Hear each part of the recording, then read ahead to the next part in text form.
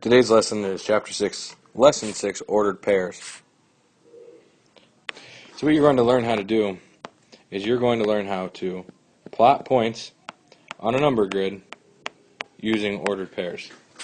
So the first thing you need to know is what a coordinate grid is. You can write this down in your math notebook. Coordinate grid. Basically, a coordinate grid is formed by horizontal and vertical lines. Horizontal, think about it like the horizon. They go left and right, horizontal lines, and they're formed by vertical lines. And most of the time that we do this graphing, we're going to use graph paper. It makes it much easier to see. But since I'm using the Show Me today, we're just going to make that invisible for our lesson today. So a coordinate grid is formed by horizontal and vertical lines. The next thing you need to know is ordered pairs. An ordered pair is a set of numbers that will tell you where a point is located on a number grid. So an ordered pair is two numbers, and they're almost always going to be in parentheses. It's going to be two numbers, for example, 4 and 6. So that 4 and 6 is going to tell you where the point is located on your grid. Now, one thing that you need to know is this point. You always start from 0, 0. This point right here, 0, 0. Later in the year, we're going to look at the entire quadrant. Right now we're just looking at quadrant 1, but then we're going to look at quadrant 1, 2, 3, and 4 later in the year. But today we're only dealing with positive numbers, so we'll only be in coordinate 1, which is this one that you see in front of you. So the important thing about ordered pairs is what you need to know is this first number always tells you to go left or right. Now, since it's positive, and all we're doing is positives, today it's going to tell you to go right. If it were negative 4, it would tell you to go left, but we're not getting into that. So the first thing we're going to do when we see this ordered pair is we're going to go over 4 to the right. 1, 2, 3, 4. So I know I'm somewhere on here. And then I'm going to look at the second one. And that 6 is going to tell me to go up or down. And since we're positives, it's going to go up.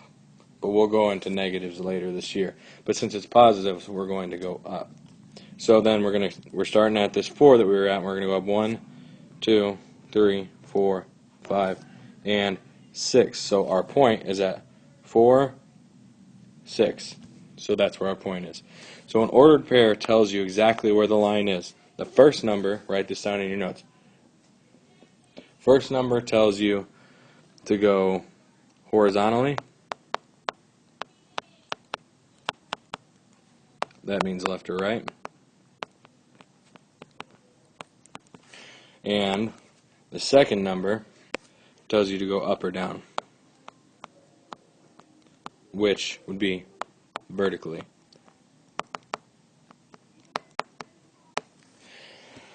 So let's do a couple for practice.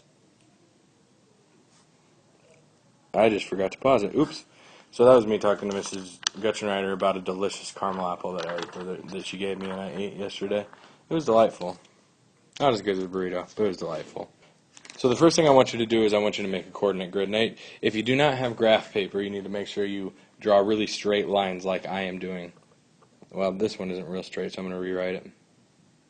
Straight up and down. This point is 0, 0. Then we're going to go make lines. And all these lines have to be exactly the same amount apart, or as close as you can get. On graph paper, it'll be much easier. So that's 1, 2, 3, 4, 5, 6, 7, 8. But really, you don't need to do these. You can just count as you go. Let's take a look at the ordered pair 1, 7.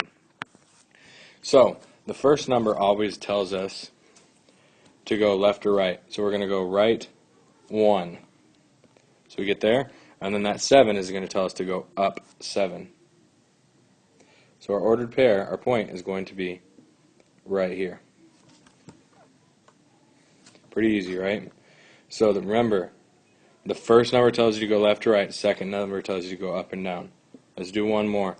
On your own one, I want you to practice by doing 5, 2, 3, 4, and 1, 1.5. There's your challenge.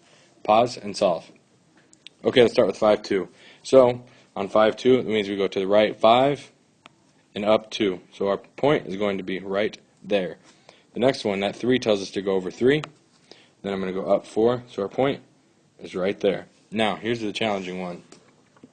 The first number tells us to go to the right 1, so I'm going to go to this one right. The second number tells us to go up. It goes up 1.5.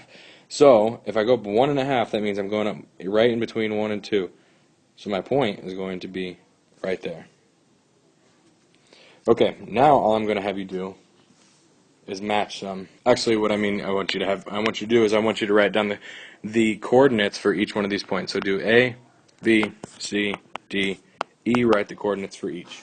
Pause and solve. Okay, so for A, to get to A, you would have to, remember, you always have to do the first number is left or right. So the first number is 4 over, and then it's up 1. So it would be 4, 1.